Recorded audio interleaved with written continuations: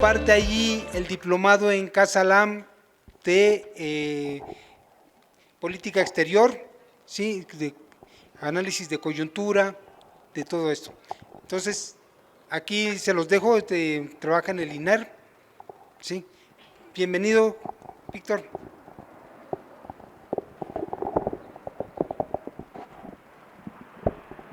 Bueno, ¿se escucha hasta allá atrás? ¿Sí?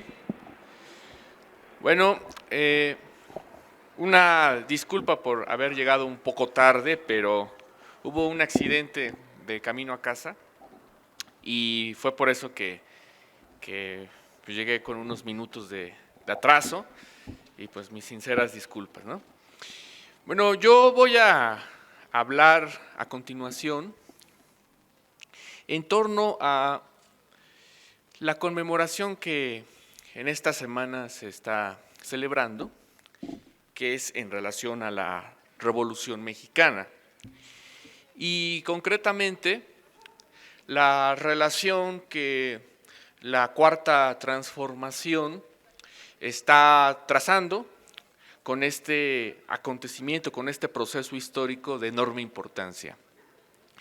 Y antes de comenzar, habría que señalar la singularidad de que, a diferencia de los anteriores sexenios, en este que está comenzando existe una iniciativa por pensar, por reflexionar, por problematizar a la historia.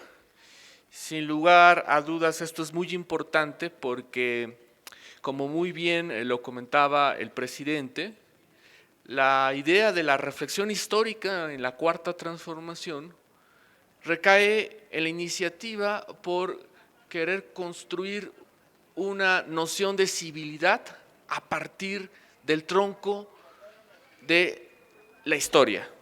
Pensar que nuestra identidad, nuestra condición de presente, está relacionada con el pasado y a su vez con el futuro. Y sin más preámbulo, yo voy a plantear una radiografía histórica que señale las paradójicas y las tensiones, relaciones que la Cuarta Transformación está tejiendo con la Revolución Mexicana y con el régimen que emanó de ella. ¿Por qué paradójicas? ¿Por qué estas relaciones son tensas? Porque la Cuarta Transformación se relaciona ante esta conmemoración, ante este proceso histórico pasado, a partir de que la considera la revolución como un antecedente directo de su propio proyecto político, a partir de que la Cuarta Transformación considera la Revolución Mexicana como el episodio, junto con la independencia, junto con la reforma, paradigmático de su propia inspiración política, pero al mismo tiempo porque la Cuarta Transformación, pese a lo anterior, reconoce que tanto la revolución y sobre todo el régimen emanado de ella encarna una serie de contradicciones que la Cuarta Transformación quiere superar. Y bien, en este sentido, la Cuarta Transformación está planteando como singularidad histórica no solo cambiar un gobierno por otro, sino que su proyecto histórico de por medio es hacer una transformación profunda, una transformación de régimen. Dado que aspira a hacer una transformación de régimen, concibe a la Revolución Mexicana, entendida del proceso que va de 1910 a 1917, 1920,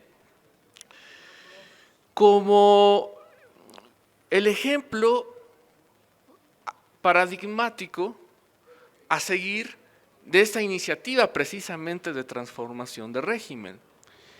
Y básicamente hay dos pruebas fundamentales de esto. Uno es que en la Revolución Mexicana la cuarta transformación asume que, a diferencia de otros procesos históricos previos, en la Revolución sí existió un cambio de régimen a través de la vía armada, a través de la lucha de las armas, pero existió este cambio de régimen a partir de que se presentaron tres características. Uno, de que se pulverizó la élite política que existía en aquel momento, que era, como ustedes saben, el porfiriato.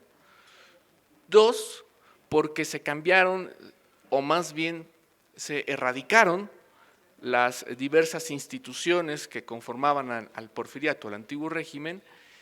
Y tres, porque el ejército también se pulverizó.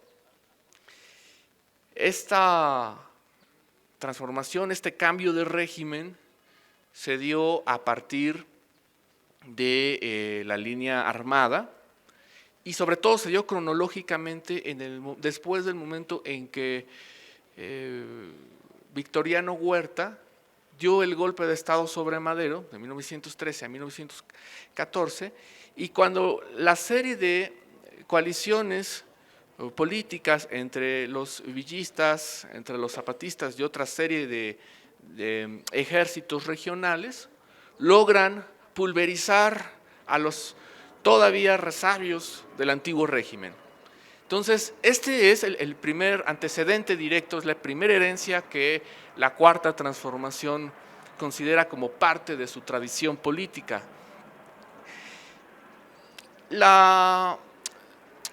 El segundo acontecimiento que forma parte también de la Revolución Mexicana, que también es un antecedente directo de la Cuarta Transformación, es la Constitución emanada de 1917.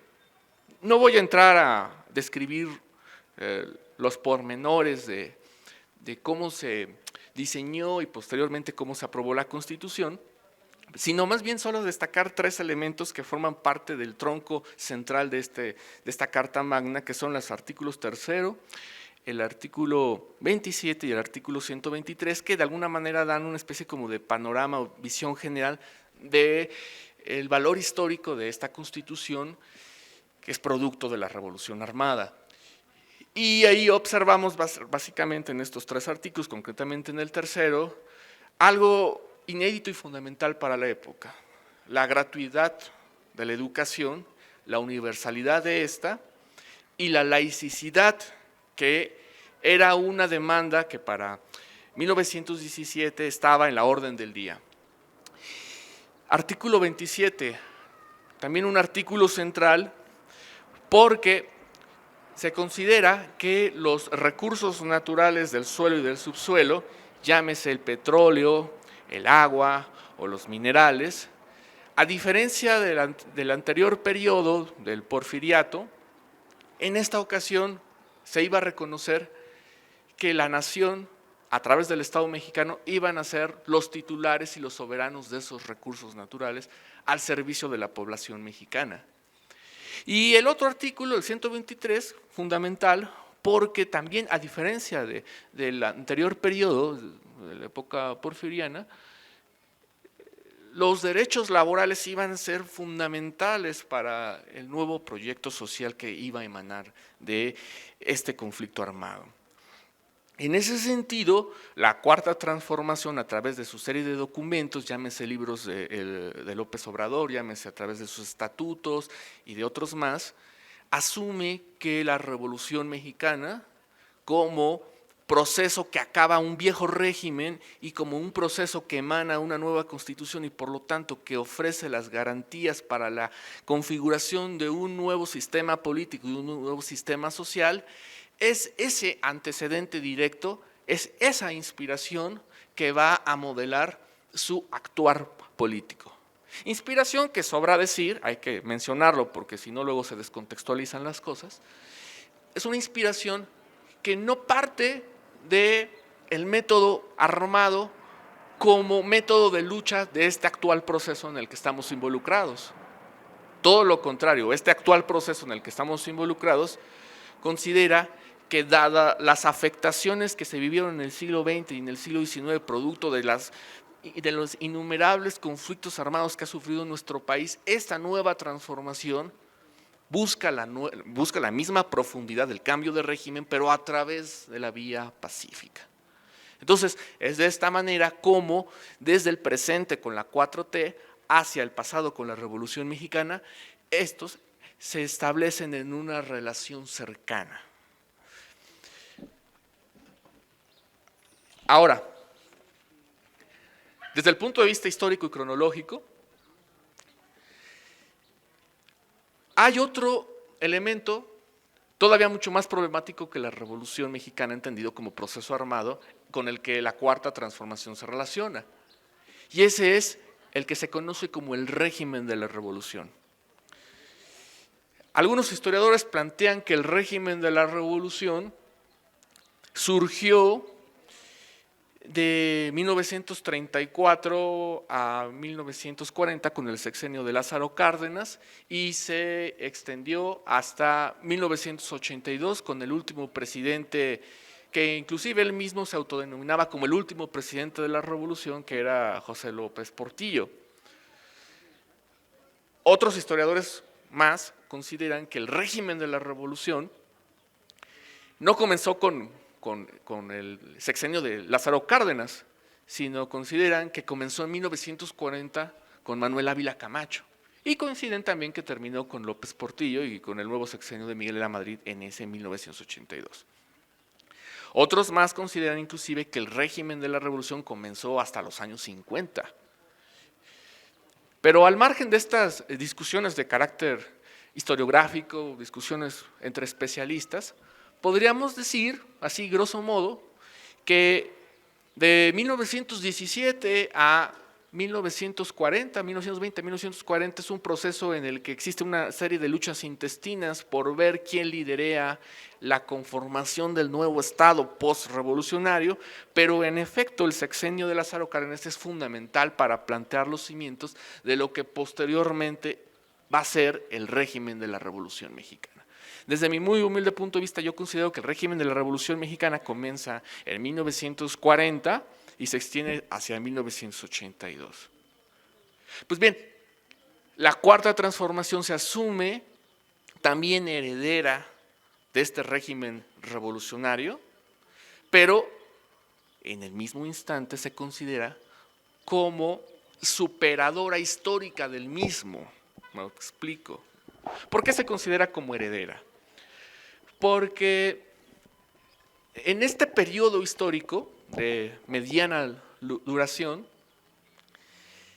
como ustedes recordarán, se caracterizó por lo que nosotros conocemos como el milagro mexicano o como el modelo del desarrollo estabilizador o también como el modelo de sustitución de importaciones. Desde el punto de vista material, desde el punto de vista económico, en este proceso, el desarrollo económico mexicano nunca fue del todo tan acabado como otros países europeos, pero de alguna manera era un modelo económico que año con año daba crecimientos económicos que en algunos años llegaban al 7, al 8, inclusive llegaban al 9%. De hecho, el promedio de los 30 años del llamado milagro mexicano, el promedio del crecimiento económico fue alrededor precisamente del 7%. Era un modelo económico en el que el Estado fungía tareas de control, de planificación económica, y con todas sus contradicciones y sus tensiones de por medio, logró crear una planta industrial que funcionaba bien en relación a los países de América Latina. esta estructura socioeconómica, material de los 30 años del milagro mexicano, había hecho una burguesía no nacionalista del todo, porque si uno va a revisar los documentos y la bibliografía de ese periodo, se va a dar cuenta que no fue del todo nacionalista esa burguesía, pero sí era una burguesía local. Ahorita, si quieren, podemos precisar las diferencias entre una burguesía nacional y una burguesía local. Y tuvimos como resultado un país que producía acero, que producía petroquímica, que llegó a producir ciertas maquinarias, e inclusive llegaba a producir vagones del metro. Muchos de ustedes recordarán que los vagones del metro se fabricaban aquí no muy lejos, en Ciudad Sagún, y también producía y fabricaba camiones. Ustedes recordarán la línea de Dina, que eran camiones fabricados por el Estado mexicano y que pues eran de muy alta calidad. Y además era un Estado que destinaba alrededor del 40% del Producto Nacional en el fomento y en el desarrollo de infraestructura, puentes, puertos, aeropuertos, viviendas. Fue la época de la construcción del multifamiliar Juárez, de los multifamiliares Tlatelolco. Vamos, en resumen, era un país que entre que había errores y entre que había contradicciones, pues de alguna manera le permitía que ciertos sectores de la sociedad pudieran ir ascendiendo en lo que se conoce como la llamada escala social. Había una movilidad social en la estructura social mexicana. Y esto al mismo tiempo redundaba en que México, el México de aquel periodo, era un país que, a diferencia de América Latina, del resto de los países de América Latina, tenía una política diplomática soberana. Fue el periodo en que existieron una infinidad de golpes de Estado en los países de América Latina. El caso de Chile, el caso de Argentina, el caso de Uruguay, y todos los exiliados de esos países inmediatamente se venían a refugiar a nuestro país. Sin embargo, pese a estos progresos, pese a estos elementos positivos propios del milagro mexicano,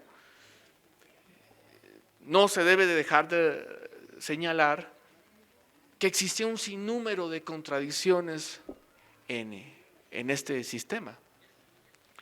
Por ejemplo, esto que se llama como progreso, eso que se llama como desarrollo, estaba sobre todo concentrado en los polos urbanos, y no en todo el polo urbano, sino en un número determinado de clases, de estamentos sociales. Y en este periodo el campo fue uno de los actores sociales que mayores afectaciones sufrió, y no solo afectaciones, sino también persecuciones por parte del Estado mexicano.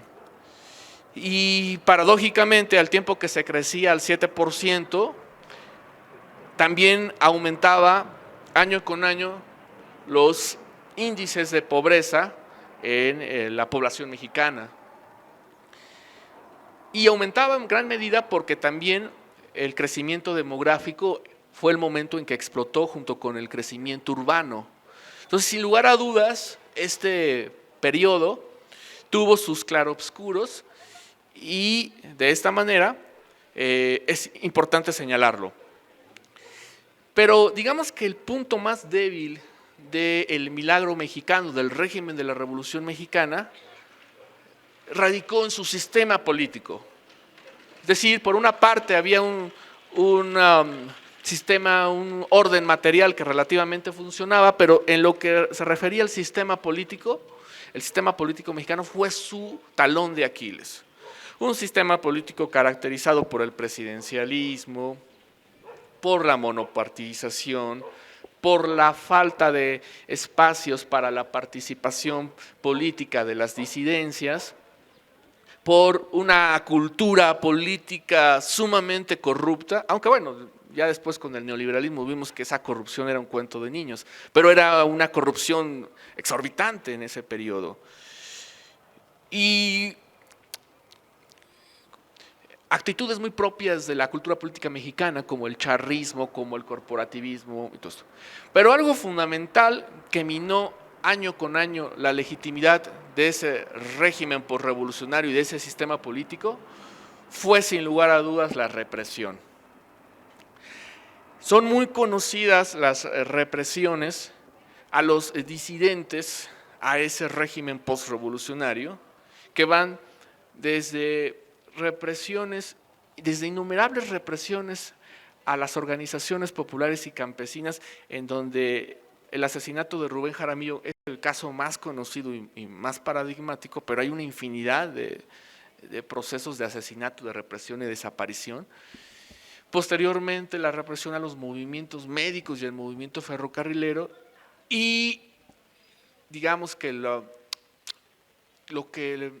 gota que derramó el vaso fue ese proceso histórico de 1968 a 1977, que fue primero la represión al movimiento estudiantil del 68 y posteriormente la cruel represión a la guerra sucia y a las guerrillas en el sur del país. Entonces, si bien es cierto, en el 77 esta conocida reforma política de Reyes Heroles tenía la iniciativa de hacer que el Estado fuera menos autoritario y abrir la oportunidad para que los partidos, para que las disidencias políticas pudieran confrontarse directamente con el PRI. Todavía para los años 80, todavía para los años 90, inclusive hasta hace poco, ese sistema político, tanto en el partido del PRI como posteriormente en el PAN, se siguió manifestando.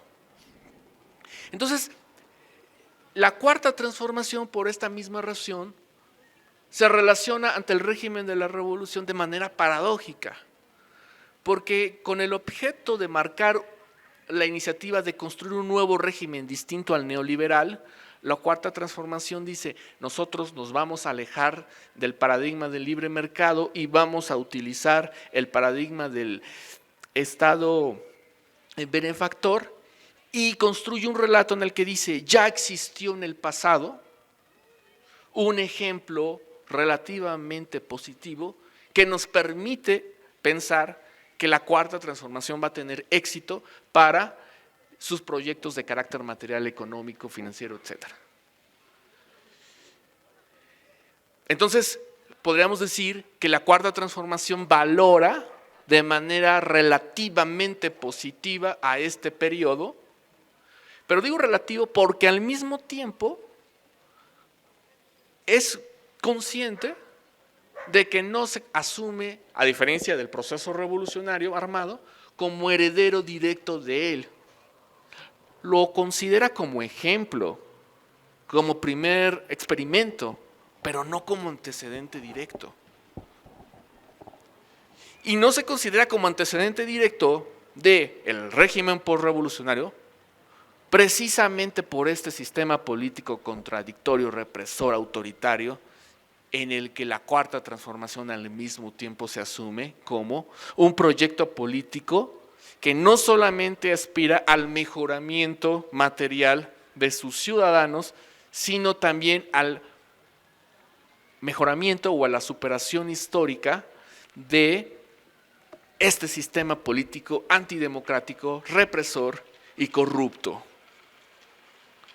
De ahí que la cuarta transformación se asuma como cuarta, porque considera que las primeras tres, independencia, reforma, revolución, son sus herencias, es su herencia directa, pero no el régimen posrevolucionario. Entonces, en este sentido, podemos asumir que la cuarta transformación está pensando en construir un nuevo régimen insisto, a través de la vía pacífica, a través de la vía política, cuyo antecedente inmediato es el régimen neoliberal del 82 al 2018, y que por lo tanto, para poder realizar esta tarea histórica, necesita estudiar, observar y estudiar el pasado. Entonces, yo le dejo aquí y muchas gracias.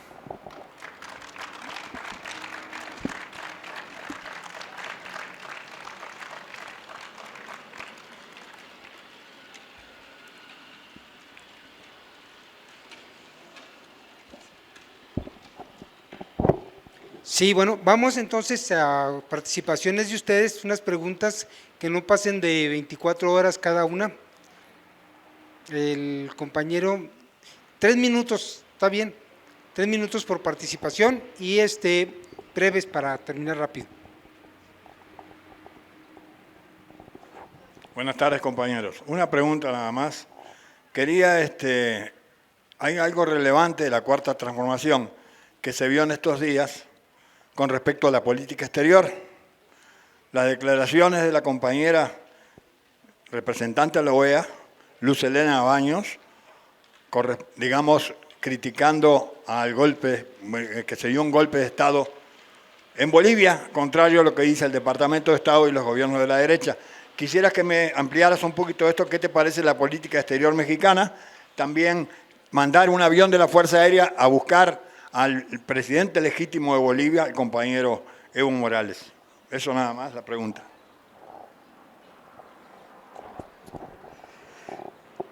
Muchas gracias, maestro. Compañeros, buenas tardes. También me gustaría que nos pudiera precisar algunas inquietudes. La revolución no logró desmantelar el régimen porfirista.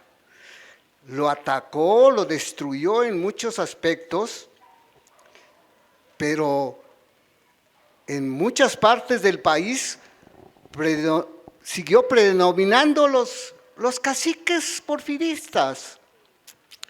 Todavía nuestro compañero Andrés Manuel habla del neoporfirismo, porque hasta la fecha se extienden algunas de sus consecuencias. Esto tiene aún repercusiones de los problemas que nos dejaron. Por otra parte, efectivamente la revolución en sus inicios, como resultado de lo que se plasmó en la Constitución, hubo avances. Muchos pudimos estudiar gracias a la revolución. En ese tiempo se dio educación al pueblo y gente del pueblo estudió, hubo internados. Aquello fue una cosa que auspició mucho la posibilidad de estudiar. Ahora se está dando ayuda a todos los estudiantes, es como un reflejo de aquello, pero en realidad el régimen, lo que llamamos régimen revolucionario, desde Manuel Ávila Camacho, dejó de ser revolucionario. A nosotros, a algunos nos parece esto, dejó de ser revolucionario. Las fuerzas contrarias a la revolución inmediatamente empezaron, en cuanto se terminó la lucha armada, empezaron a recobrar sus fuerzas. Y, por ejemplo, aunque hubo una gran repartición de tierras, por allá, por mi pueblo, un compadre de Porfirio Díaz tenía una extensión enorme que abarcaba desde Oaxaca hasta Chiapas, sus tierras, las repartieron, efectivamente. Pero como se nos dijo, faltó la consolidación, la organización, nos faltó organización para aprovechar ese repartimiento de tierras, sacarle jugo y sobre todo preocuparnos por la gente que, los mismos revolucionarios que fueron a luchar y que luego tomaron la tierra en sus manos, la aprovecharan. Todo esto, ¿para qué? Porque el régimen revolucionario pronto dejó de ser revolucionario y se especializaron en algo, en lo que nos llaman la represión. La represión desde un principio y todos los años, absolutamente todos los años, la represión fue desmantelando a los luchadores del pueblo. Todos los presidentes reprimieron y procuraron reprimir selectivamente. Entonces, yo creo que este es el gran mecanismo de lo que llamaron régimen revolucionario. Y el neoliberalismo sí es heredero, ese sí es heredero de este régimen. ¿Y saben qué? Yo creo que la característica principal de ellos, o cuando menos nos gustaría que nos hablaran de esto, tuvieron una característica. Ellos supieron negociar la entrega del país. Ellos se sometieron, todos los presidentes priistas se sometieron a Estados Unidos, pero negociaban la entrega de diferentes partes, de diferentes derechos, la entrega de diferentes áreas del país. Contrario al neoliberalismo, bueno, Salinas para que lo reconociera Estados Unidos, empezó a entregar todo. Es esa la característica de los presidentes del neoliberalismo, una entrega total de la situación del país. Muchas gracias, maestro. Sí, el próximo sábado vamos a tener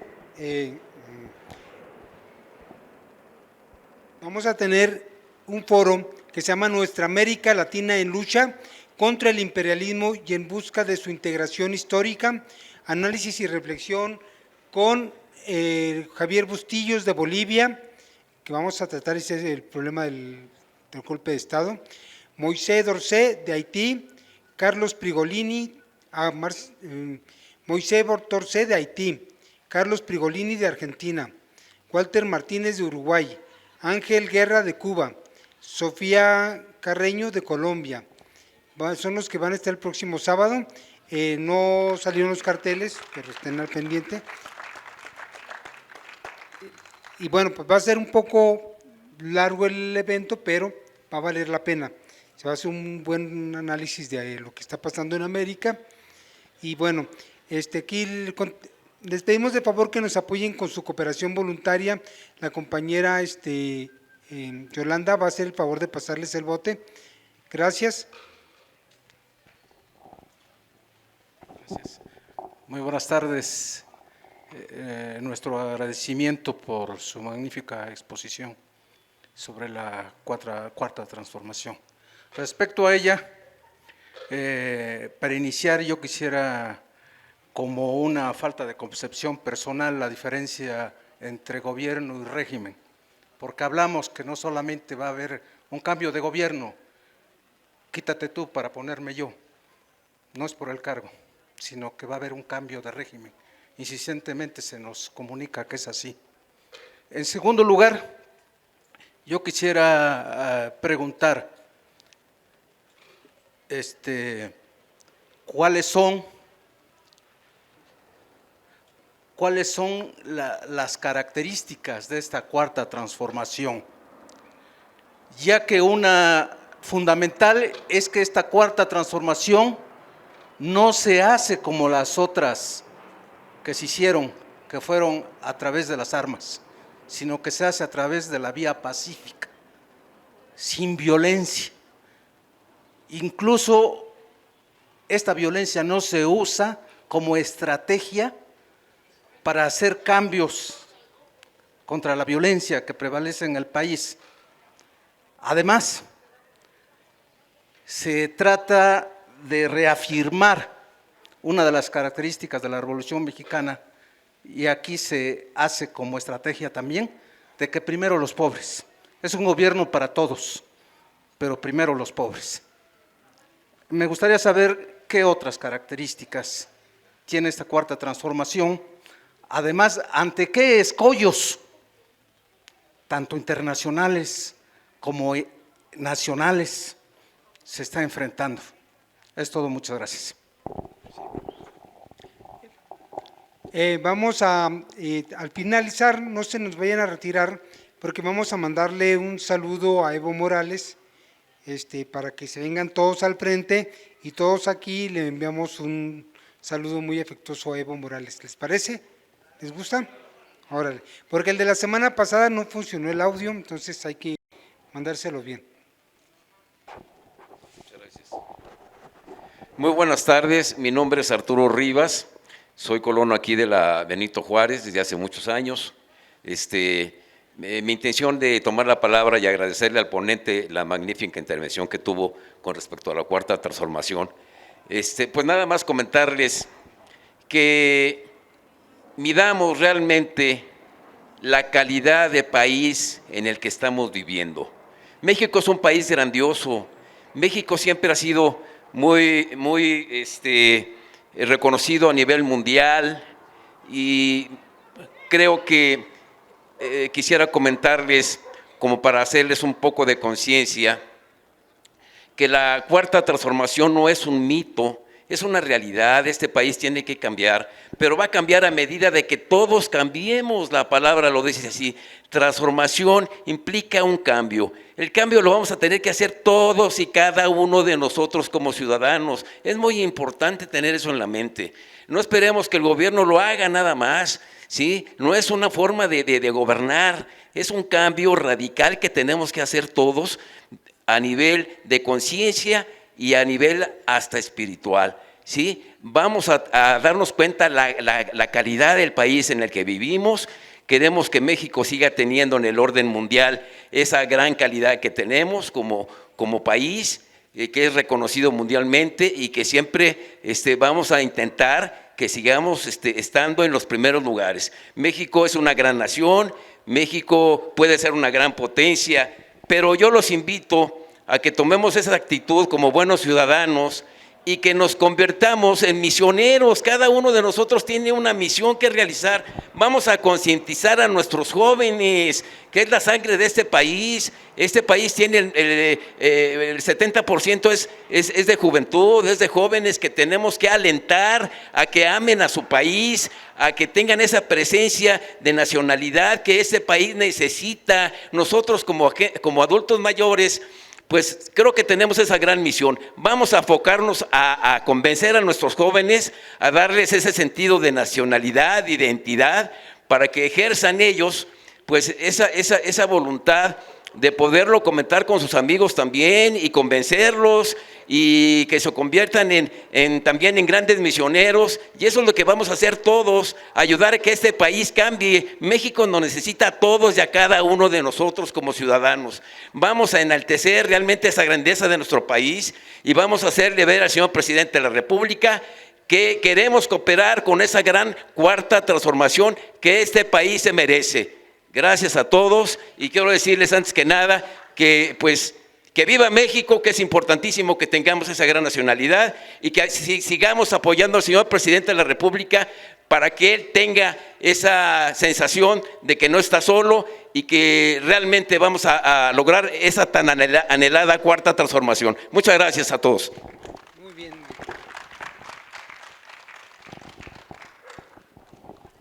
Muchas gracias, tocayo. Mira, yo estoy algo confundido, no por lo que dijiste, ¿no? Pero el país no está pacífico, ¿eh? Hay que ver nada más lo que está sucediendo en varias partes, incluyendo la Ciudad de México. Cuando tú ves movimientos como el de Sicilia, que le tiró a Obrador fuerte y ahora quiere la puerta abierta, hay que pensar lo que hay atrás. El día de hoy sale un artículo muy interesante que te recomiendo lo leas, que se llama La semilla del odio. Y viene precisamente esa introyección que nos quieren meter y que en algunas partes ha funcionado bastante bien, porque recuerdo una vez que estaba en Perú, en Colombia, ahí por el 83. Me sorprendía porque veía grupos religiosos en la televisión y yo decía, oh, qué bueno que en México no pasa, pero ¿qué crees? Ya hay que parar de sufrir, ¿no? Entonces, a mí sí me gustaría que trajeras a colación esto y de qué nos debemos de cuidar, de esto que no está tan claramente, ahora sí que tan claramente declarado, pero que abajo hay una semilla, hay una germinación terrible de este tipo de pensamiento. ¿Sabes exactamente a cuál me refiero? Y de eso es lo que tenemos que cuidarnos. ¿Sí? Pero también, aquí al público en general, sí debemos de meternos en estas cosas tan subjetivas que no tienen nada de subjetivo. Van a la cabeza del asunto y si nosotros no estamos conscientes de lo que pasa, entonces vamos a maldecir que, ay, que por qué trajeron aquí a Evo. Este país le ha dado cabida, afortunadamente, a muchos que huyen de ciertos países. Tenemos el ejemplo, nos guste o no, ¿sí? En el tiempo de la Revolución Rusa, en el golpe que dio Franco, y aquí acogimos en cantidad de españoles, bastantes sudamericanos, pero ¿qué crees? Había una hipocresía terrible y al mismo tiempo unos dicen que no es guerra sucia. Bueno, lo conocemos con guerra sucia, porque queríamos darle una imagen al mundo extraordinaria, ¿sí?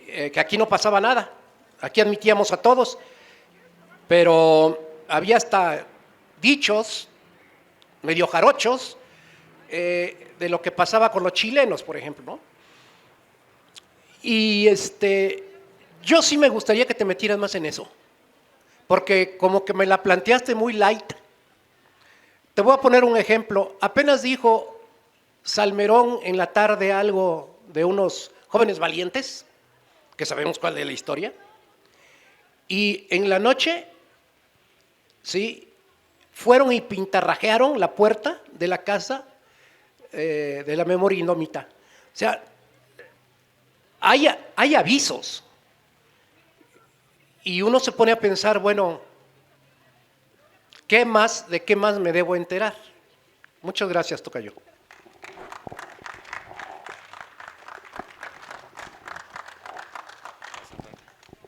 Buenas tardes, licenciado. Bueno, celebro que haya pasado solamente un susto en el accidente que nos mencionó. Buenas tardes a los compañeros. Para los que me conocen, soy venezolano, mi nombre es Antonio Silva y tengo un interrogante muy particular. Tengo que tomarlo con pinza por mi condición de extranjero. En el año 98, con el triunfo del comandante Chávez, nos ofreció, nos prometió y nos cumplió con lo que ustedes están tratando de hacer ahora con la guía del presidente López Obrador, que era la transformación del país, de sus estructuras. logramos conseguirlo con algo que le ofreció y cumplió, repito, como fue el referéndum para cambiar nuestra Constitución. Se realizó una Asamblea Nacional Constituyente, donde participamos todos los estratos sociales, socioeconómicos, culturales, de toda índole, hasta que le dimos ese voto a los que fueron parlamentarios. Es la Constitución de hoy. Le confieso, yo no me he leído todavía totalmente la Constitución de los Estados Unidos mexicanos, desconozco muchas cosas, pero sí me pregunto y le pregunto a usted particularmente, ¿cómo transformar el Estado, en este caso de los Estados Unidos mexicanos, no dejándolo a mitad de camino en lo que conocemos como reformismo, sino realmente transformar, hacer una revolución del Estado, en beneficio, por supuesto, de las grandes mayorías, que las que más han sido golpeadas son las que precisamente, dicen las estadísticas, de acuerdo a donde ubicamos ese voto favorable a López Obrador, así lo requieren. Muchas gracias. Muy bien, ya vamos por las respuestas. Y bueno, yo nomás quisiera resaltar algo. Viene una compañera de San Diego, California. Hace rato estuvo con nosotros y bueno, ella nos sigue por YouTube. Allá desde Estados Unidos ya tiene como 3 o 4 años que nos sigue desde Los Ángeles, California, perdón, desde San Diego, California, y hoy vino a conocernos en vivo, ya se fue, pero está ella muy contenta y que hay que seguir con este tipo de eventos, porque ella se mantiene en contacto con México a través del Buzón Ciudadano, y pues hay que seguirlo promoviendo. Sí, este esfuerzo es muy interesante. Y ya no me dio tiempo de darle las gracias por su visita. Un fuerte aplauso para la compañera, nos va a escuchar de todos más al rato en vivo. Gracias y vamos por las respuestas.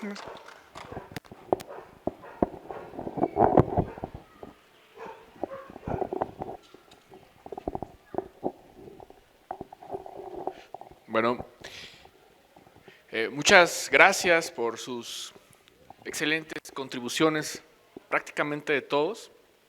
Hasta hicieron que se me olvidaran las imágenes grotescas que vi hace un rato.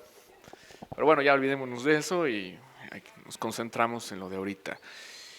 Y bueno, dada la calidad de las contribuciones, yo creo que me están invitando a tardarme un poquito en responder. Espero no tardarme de más. De hecho, para eso, cuando hice mi contribución, no la diseñé con tanto tiempo, precisamente para que existiera la posibilidad del diálogo, ¿no?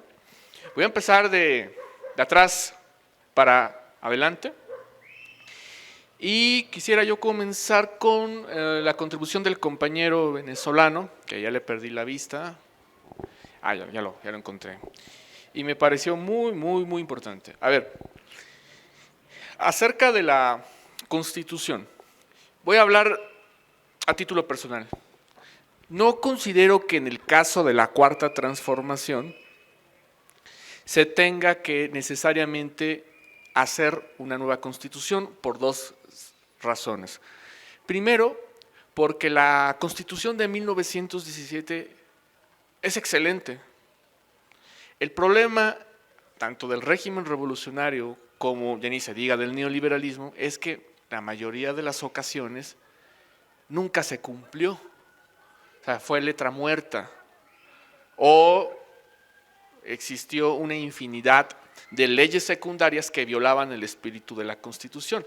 No me voy a detener mucho a dar ejemplos, pero la reforma energética del 2013, cuando se entregó el petróleo a las transnacionales, pues es una violación absoluta al espíritu de la Constitución, particularmente a los artículos 27 y 28, lo que decía yo hace un momento de la propiedad de los recursos naturales, y el 28 en lo relacionado a que esos recursos son de carácter estratégico para la nación mexicana y para el Estado mexicano, que son dos cosas distintas que no voy a detener ahí.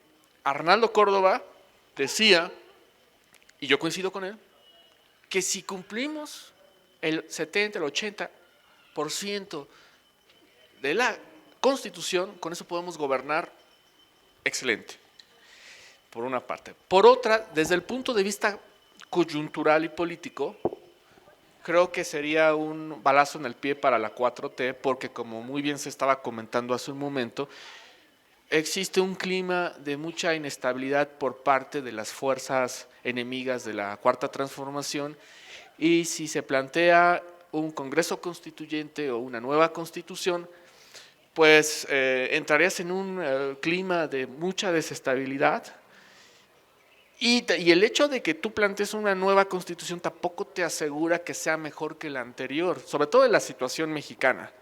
Porque sí, el partido oficial Morena tiene la gran mayoría de legisladores, pero hay que decir la verdad, o sea, gran parte de esos legisladores no comulgan con los principios de la Cuarta Transformación. O sea, esto tiene mucho que ver también con el condicionamiento actual de nuestra situación mexicana. Entonces, en este preciso instante, bajo este proyecto histórico, yo no considero que sea plausible una nueva Constitución, sino regresar a la de 1917, que es excelente. En relación a las características de la Cuarta Transformación, que tiene que ver mucho con eso. Me parece importantísimo distinguir la diferencia entre Cuarta Transformación, López Obradorismo y Morena. Morena, hasta antes de las elecciones del 2018, se estaba diseñando como el partido de esta nueva iniciativa de cambio.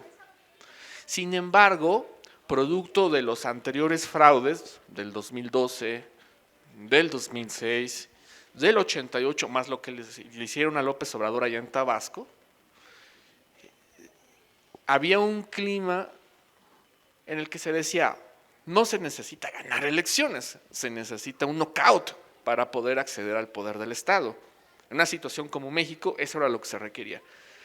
Entonces, Morena no fungió en el 2018 como partido político, sino fungió algo así como en un frente de carácter popular.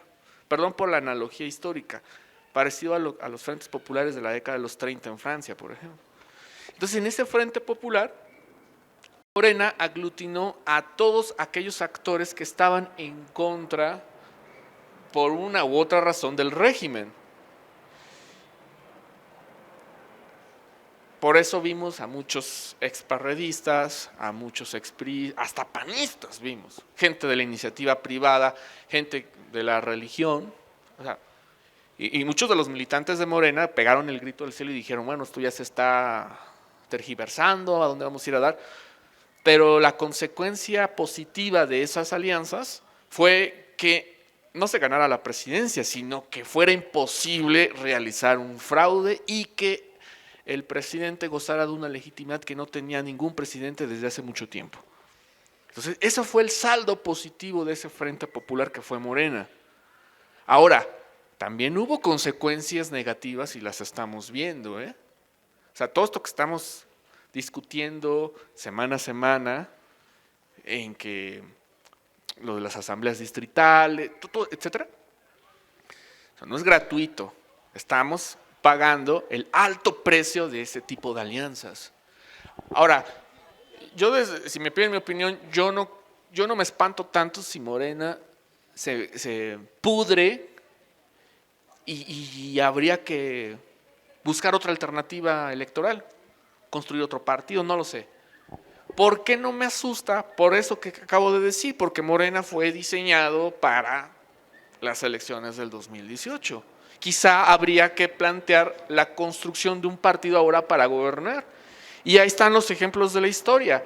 Cuando Cárdenas estaba en la presidencia, fungía el partido oficial, el Partido Nacional Revolucionario, y con base a las características, no me voy a detener propias de su sexenio, que también como ahora tenía una infinidad de enemigos, fundó el Partido Revolucionario Mexicano, que posteriormente iba a derivar en el PRI. Y tuvo sus afectaciones, sus impactos positivos, pero también indudablemente el modo en cómo Cárdenas diseñó la relación Estado-partido tuvo sus caracteres negativos, más que no me voy a detener a precisar en eso. En ese sentido, si Morena fracasa, pues construyamos otra cosa. O sea, no hay que perder tiempo, y lo decía muy bien Toño hace un ratito. Perdón, se me fue la idea, sí, adelante.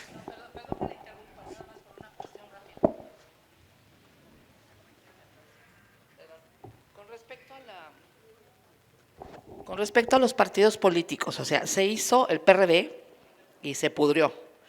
Morena está lleno de gente infiltrada que no van de acuerdo con ese cambio.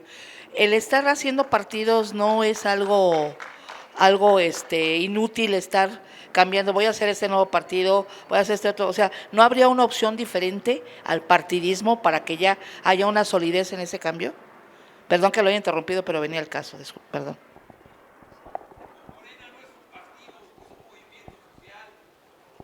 Bueno, ahorita respondo esa pregunta y voy a lo que comenta el compañero del movimiento. Voy a tomar ese punto, que me parece muy interesante. Ahorita llego a ese punto. Si se me olvida, me recuerda. Voy allá. El otro elemento que conforma a este proceso histórico es lo que mencionábamos como el López Obradorismo. No es lo mismo el López Obradorismo que Morena. El López Obradorismo podríamos situarlo aproximadamente del año 2000 al 2019 y sigue existiendo, y a lo mejor va a existir, así como el zapatismo trazó todo el siglo XX y el cardenismo trazó todo el siglo XX, parte del XXI, no sabemos qué va a pasar con el López Obradorismo. Pero ¿qué es el López Obradorismo? El López Obradorismo es un movimiento social, quizá desarticulado, quizá desorganizado, 100% civil, de mucha gente que no militó a lo mejor en un partido político o que provenía de militancias de partidos políticos de izquierda como el Partido Comunista o de organizaciones civiles, organizaciones populares, de estudiantes, etcétera, de amas de casa, que pasaron por los videoescándalos, por el desafuero, por el fraude del 2006, por la lucha en contra de la privatización del petróleo en el 2008, hasta llegar a estos momentos, que ha estado movilizándose permanentemente al margen de Morena ahora y al margen del PRD en su momento. Acuérdense cómo el PRD ni siquiera cuidaba las casillas en las elecciones del 2006 y 2012, y quien cuidaba las casillas era la gente que no pertenecía al PRD, era la gente que en ese momento formaba parte de la asociación civil llamada Morena, o cuando ni siquiera existía Morena ni nada de eso. O sea, el López Obradorismo es esa masa permanentemente movilizada a favor de, primero, la lealtad hacia el liderazgo de Andrés Manuel, y en segundo momento ante el programa político ideológico de este. Esta movilización permanente, yo lo veo así de esta forma, que cuando muera el líder va a seguir existiendo. Lo hemos platicado muchas veces. Por ejemplo, en Argentina, ¿cuántos años tiene que ha muerto Perón y sigue existiendo el peronismo? Ahora hay una corriente que está enriqueciendo todavía más al peronismo, sobre todo situado en el ámbito juvenil, que es el kirchnerismo. Vamos a hablar del caso de Venezuela. Una cosa es el chavismo, otra cosa es el PSUV y otra cosa es el polo patriótico. O sea, son instrumentos completamente diferentes, que muchas de las veces entran en contradicción, porque tampoco hay que tenerle miedo a las contradicciones. O sea, si quieren hacer política y no quieren ver contradicciones, pues a veces entran en contradicción y en otras ocasiones funcionan como una maquinaria perfecta de hacer política. O sea, así es. Entonces, no quiero decir con esto, porque tampoco lo se descontextualiza, que Morena y el chavismo sean la misma cosa, ¿no? El López Obradorismo y el chavismo sean la misma cosa, sino que el López Obradorismo camina al margen del partido, de los partidos o de las organizaciones oficiales que lo constituyen. Y puede ser que el siglo XXI sea López Obradorista. E inclusive puede haber un López Obradorismo, no lo sé, me estoy aventurando al futuro, que sea de derecha, otro de izquierda, nacional popular, o inclusive uno puede ser hasta socialista, o sea, así es la historia. Y el otro elemento fundamental es la cuarta transformación. La cuarta transformación es el nombre que Andrés Manuel le puso a este proceso para diferenciarse de la herencia de la Revolución Mexicana. Voy a ser más explícito. Cuando Cárdenas compitió en el 88, uno de sus planteamientos fundamentales era defender la herencia de la Revolución Mexicana que había sido negada por el PRI de aquel momento. E inclusive todavía si uno analiza los documentos de 2006 y de 2012, el mismo Andrés Manuel se considera como uno más de las herencias de la Revolución Mexicana. Yo recuerdo mucho el discurso del 20 de noviembre del 2006 en la plancha del Zócalo, cuando ven que siempre termina Andrés Manuel diciendo vivas, y al final termina diciendo viva la Revolución Mexicana. Entonces, viva. Ahora, pero en porque Andrés Manuel siempre piensa en clave histórica. Entonces, él dice, yo quiero ser recordado, yo quiero que los proyectos se tracen en perspectiva histórica, y esta es un proceso inédito, profundo, original, endógeno, y le da el nombre de cuarta transformación. O sea, que reconoce lo que yo dije en mi intervención, reconoce que tiene antecedentes, que tiene herencias, que tiene inspiraciones, pero que es diferente. Y bueno, se manifiesta en lo que es obvio, en que manejas la presidencia y por lo tanto manejas el Estado, pero no maneja la cuarta transformación, y aquí lo mencioné en una plática que di sobre la llamada cárcel geopolítica, pero no maneja los factores reales de poder. Eso también hay que tenerlo muy claro para entender las contradicciones de la cuarta transformación. O sea, el sistema financiero sigue intacto, el Banco de México, en el que emite moneda, sigue intacto. Y así podemos ir mencionando. Pero no lo digo como reproche o como, ay, es que no lo está haciendo o lo debería de hacer, sino porque hay que siempre entender esto a partir de lo que hemos comentado hasta el cansancio, de la relación de fuerza, la cual es cómo te favorece la correlación de fuerza. En este preciso momento no existe el favorecimiento de la correlación de fuerzas, por ejemplo, para diseñar un sistema financiero distinto, un Banco de México distinto. O sea, no existe esa fuerza. En ese sentido, creo que es muy sano pensar cuarta transformación, López Obradorismo, Morena, y eso que decían, la diferencia entre gobierno y régimen. Gobierno, voy a poner un ejemplo para no hablar de más y ya pasar al otro punto, que es cuando Fox ganó la presidencia, fue un cambio de gobierno, es un color por otro.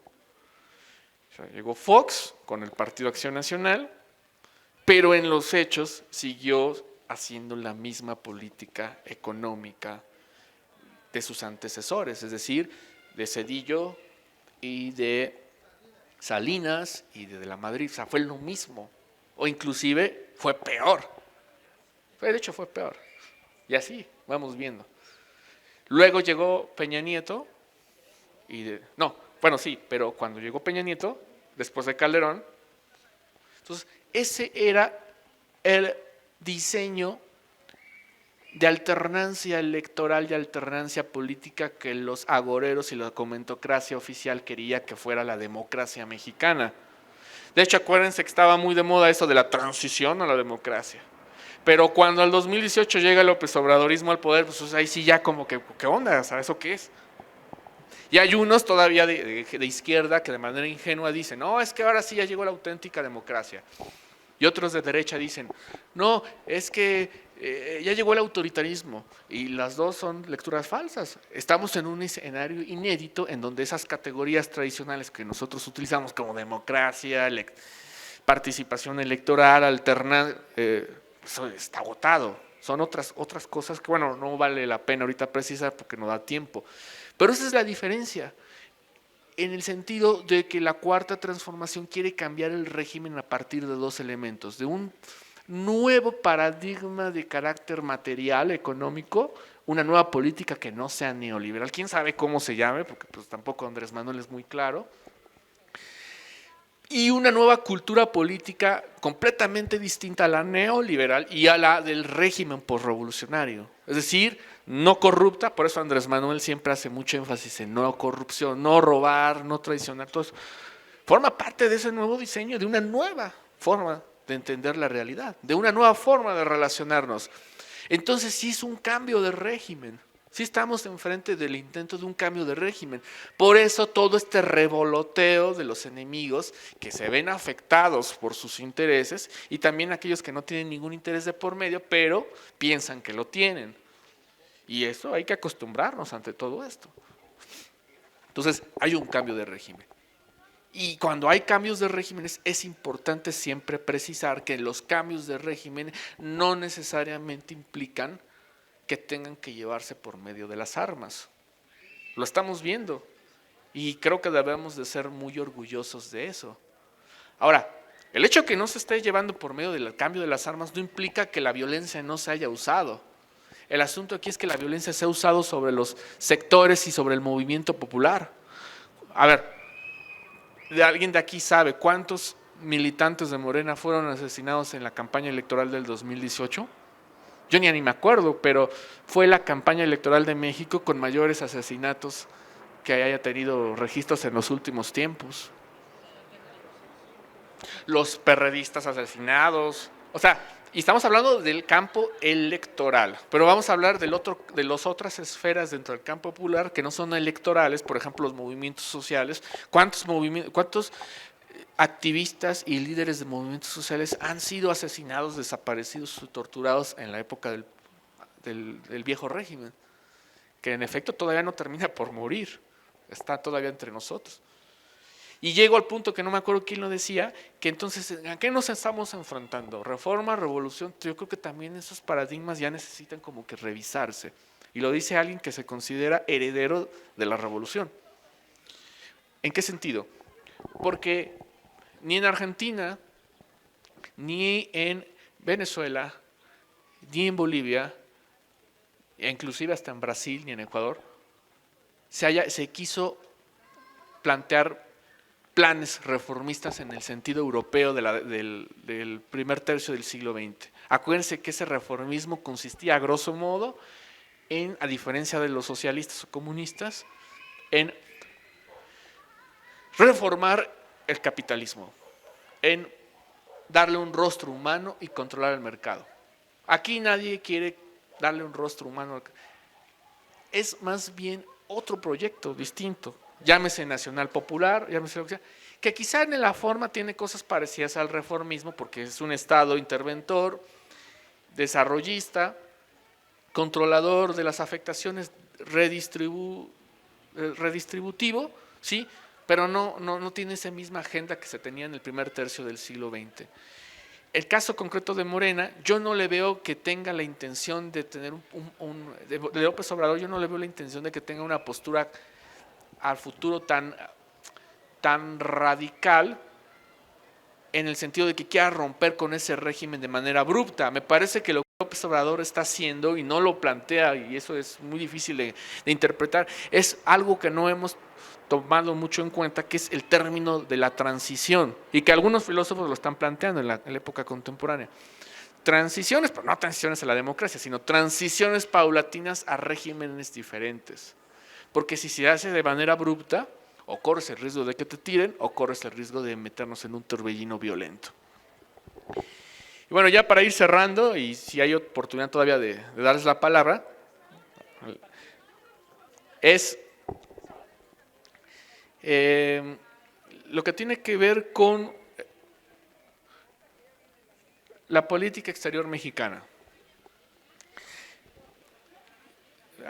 Desde el punto de vista personal me parece que la decisión fue correcta, le llena de legitimidad y de fortaleza al gobierno mexicano con sus pares y sobre todo con Estados Unidos, porque Estados Unidos se había acostumbrado a lidiar con presidentes serviles y se mal había acostumbrado.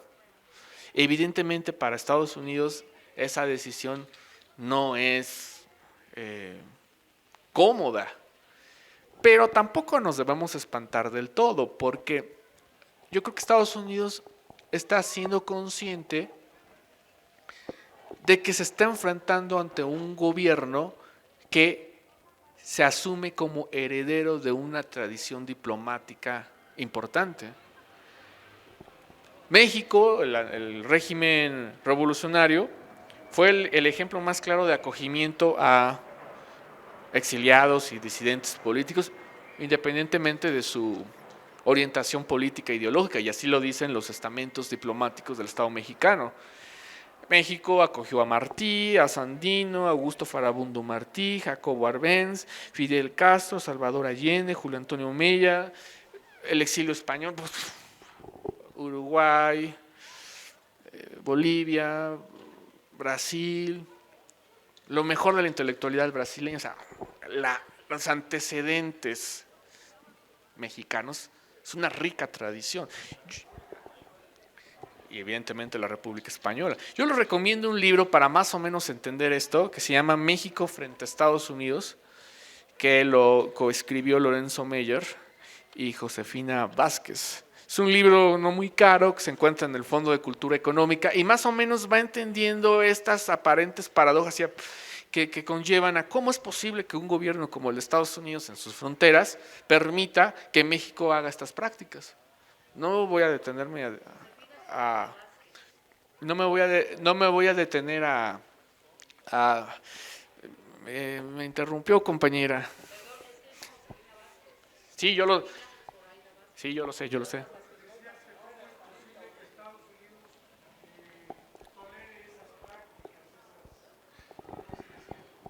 Sí, pues es que aquí ya me interrumpieron. Sí, bueno,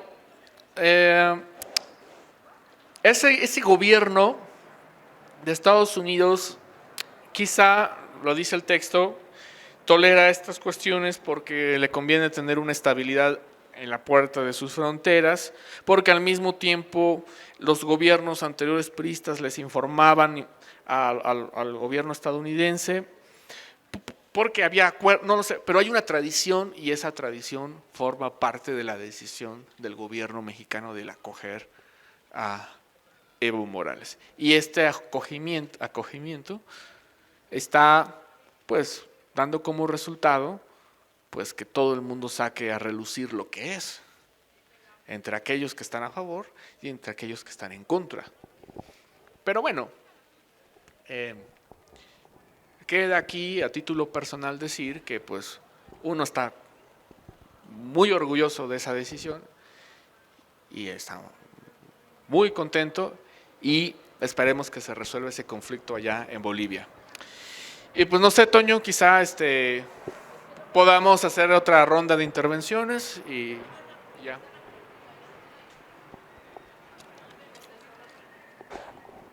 A ver, pásale por favor aquí para... Sí, pero recuerden que desde sus lugares no, porque se pierde nada más quiero informarles que aquí están las tazas de los terciavo aniversario lo tiene Gerardo Valle, allá, ¿sí? 13 años del Buzón Ciudadano, y bueno, y esta bolsa del chamuco, son del chamuco, son catrinas. Bueno. ¿Qué precio tienen? 40 las bolsas, 30 las bolsas, y Gerardo, 40 pesos, por hoy, porque luego mañana van a costar más. Rápidamente, sí. Perdón la interrupción, pero la interrupción lo hice en el momento que estabas hablando, porque se presentó el caso. Por un lado, es Josefina Zoraida Vázquez, porque si vemos Josefina Vázquez, se puede confundir con Vázquez Mota. Perdone la interrupción. Y otra, ¿qué opción habría a el no partidismo? Porque pasó con el PRD, que era un buen partido, al cual le mataron varios cientos de personas, se instituye como un buen partido, se truena, se pudre, llega Morena y a Morena entra también mucha gente que no es deseable y volvemos al mismo cuento. Entonces, ¿qué opción habría al no partidismo para que un movimiento social se mantenga durante mucho tiempo? Perdón que te haya interrumpido.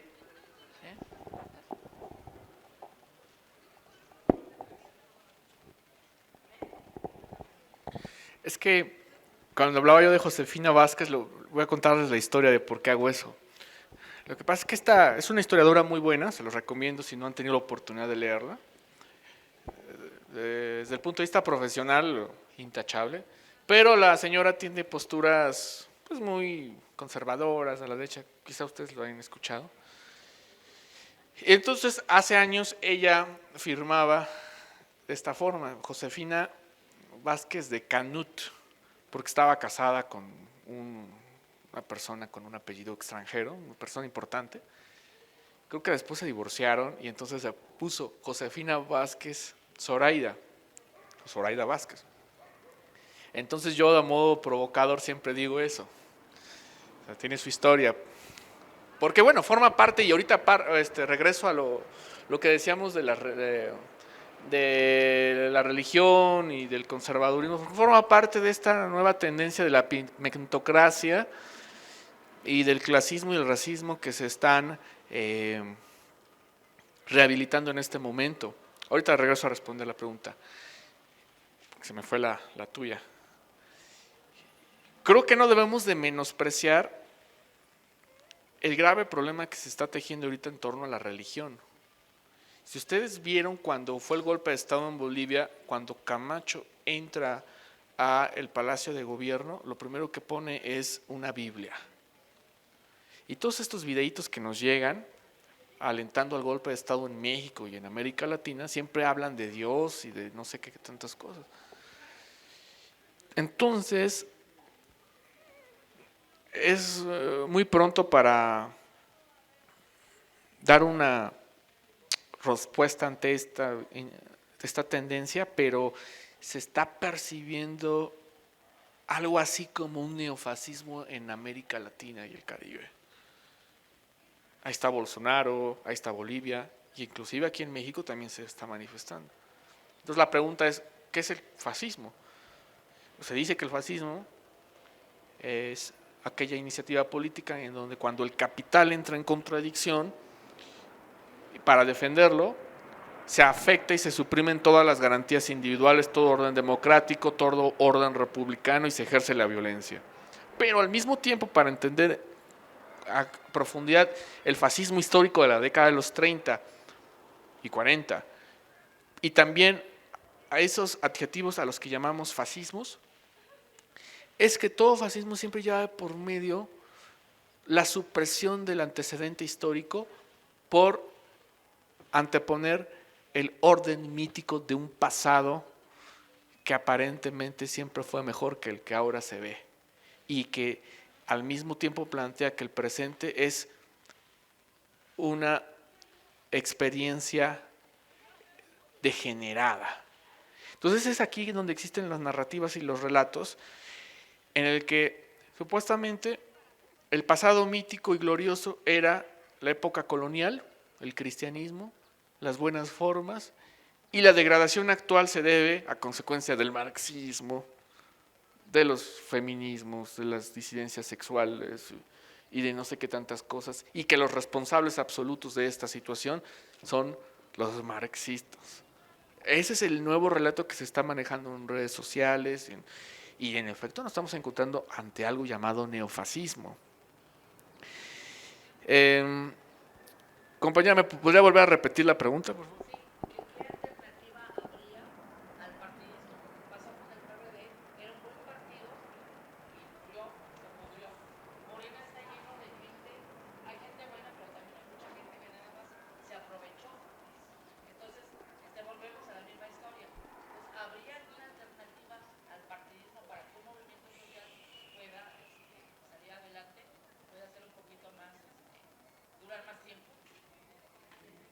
Hay una tendencia en la actualidad para tratar de responder esa pregunta que es muy interesante, de serie de tradiciones intelectuales que piensan el problema así. La corriente anarquista dice, Los partidos políticos por sí mismos encarnan violencia, corrupción, verticalismo, bla, bla, bla, y por lo tanto la salida tentadora es acabemos con los partidos políticos. Y hay otras corrientes que inclusive van más allá y no solo quieren acabar con el partido político, quieren acabar con el Estado y no sé. Estas corrientes tienen mucha fortaleza en centros urbanos de aquí de la Ciudad de México y también tiene una vertiente que no es anarquista, pero en algunas cosas conceptualmente terminan convergiendo con el neozapatismo, o sea, el zapatismo del EZLN, en el que ellos consideran que todos los partidos políticos por sí mismos son negativos, son malos, y que el Estado encarna por sí mismo violencia, corrupción, y entonces plantean acabar con ello, buscar otras cosas, cambiar el mundo sin tomar el poder, etc. Hay otra corriente que dice que necesitamos construir, fabricar un auténtico partido político. Yo soy de la idea que esta corriente de pensamiento es muy sana, es muy bien intencionada, pero no entiende, perdón, me lo voy a decir con todo el cariño y aprecio del mundo, pero no entiende mucho de historia. ¿Por qué? Porque todo devenir histórico está lleno de contradicciones. Todo. Si uno lee la historia, como decía Walter Benjamin, a contrapelo, con lupa, todas absolutamente están llenas de contradicciones.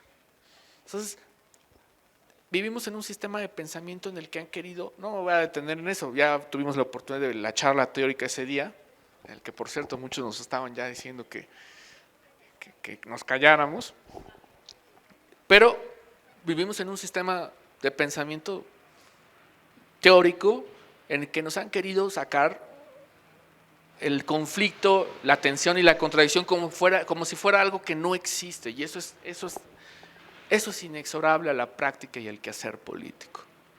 Entonces, ¿qué quiere decir eso? Quiere decir que todo partido político por sí mismo está condenado a tener contradicciones, errores, avances y retrocesos. Muchos de los compañeros que plantean esta aura, lo digo, insisto, con todo el cariño y el respeto del mundo, pura, radical e inmaculada, siempre a veces ponen ejemplo de, no sé, de Venezuela, pero en Venezuela o en misma Cuba nadie va a dejar de admitir que existen también contradicciones dentro del seno del campo revolucionario, y muchos de ellos son contradicciones irreparables. Prueba de ello, si quieren conocer un poco más al respecto, pues hay que estudiar la historia de la Unión Soviética, la historia de la Revolución de Octubre, y vamos a ver todo lo que costó trabajo para construir el Partido Comunista Soviético. Y cuando digo que costó trabajo, me estoy refiriendo a muertos, exilios y purgas y no sé qué tantas cosas. Entonces, pues yo soy de la idea que no tenemos que partir bajo los presupuestos de construir partidos inmaculados, puros, el auténtico partido que pese a las vicisitudes nunca no, eso no. Hay que hacer partidos políticos, sí, honestos, sí, no corruptos, sí, pero con la conciencia de que estamos en un campo de contradicciones, de inercias. Ya si no queremos ver eso, pues a lo mejor pues habría que partir otras alternativas, pero yo lo veo de esa forma. Y hay otra tercera corriente que dice que, en la cual yo pertenezco, que hay que invertir los papeles y decir, ¿cuáles son las necesidades históricas inmediatas? Tal, punto. ¿Qué se requiere para eso? Esto. ¿Y qué se requiere para otro? Otra cosa. Y el mismo Andrés Manuel lo dijo, oye, ¿qué pasa si se pudre? Sin tanta palabrería como su servidor dijo, no, pues yo levanto mis cosas y fundo otro partido. Y ahí se quedan con su... Ahora, esto no quiere decir que no se tenga que dar la batalla, que no se tenga que organizarse para hacer de Morena un partido político decente o un partido político funcional. Yo siempre digo esto, las cartas están echadas a andar y son muy claras desde hace tiempo. Morena, vuelvo a repetir, se hizo como Frente Popular para ganar las elecciones del 2018. Hay frutos positivos y negativos. Positivos, se ganó la presidencia. negativos los estamos viendo, imposiciones, agangalles. La Dirección Nacional no va a hacer nada por resolver esto. También ya se vio desde hace mucho tiempo. Entonces, me parece que no se debería, bueno, es una sugerencia desde fuera. Yo ahorita no estoy militando, estoy en el gobierno, entonces es distinto, ¿no? Pero el pueblo se tiene que organizar, la gente se tiene que organizar. O sea, ustedes, o nosotros en este caso, se tienen que organizar y ver hacia dónde lleva esto, ¿no?